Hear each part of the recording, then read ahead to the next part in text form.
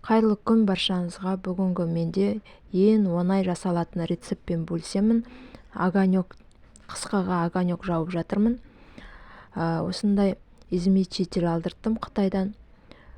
Бағасын қазір айтайын, 8.000 айналасына шықты. Ал сіздер маған тіркеліп, комментарий жазып, тіркеліп кетіңіздер, лайк басып, қолдап. Помидордың бәрін жуып алдым да, осылай измельчителіме салып, 1 секундтың ішінде айналдырып берді, бап-бақ қылып.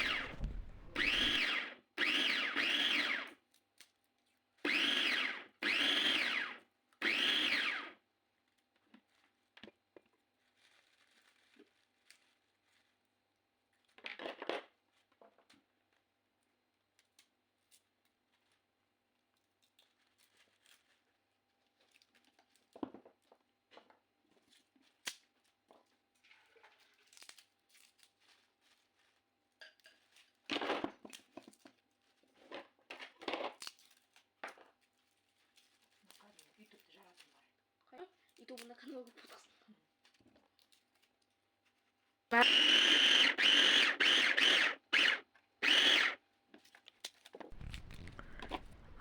Айналдырып болғасын, мына чесноктарды, әзір тұрған чесноктың бәрін жуып тазалап алдым да, ішіне салып, осылай тағы да 1 секунд ішінде айналдырып шықтым. Мына бүкіл огонектің бәрін осы тысқа, қара тысыма жинадым.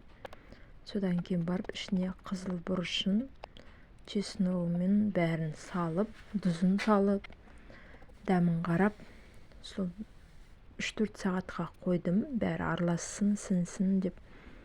Содан кейін бүгін баклажкаға құйып, холодильникке салып тастаймын.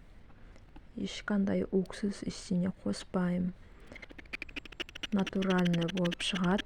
Қыстыгүні жегенде өте дәмді, иісі бұрқырап тұрады. Сіздерге де осылай жасауға кеңес берем.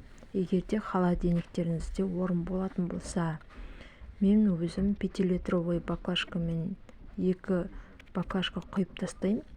Сол маған қыс бойы жетеді. Ал сіздер қалай ойлайсыздар?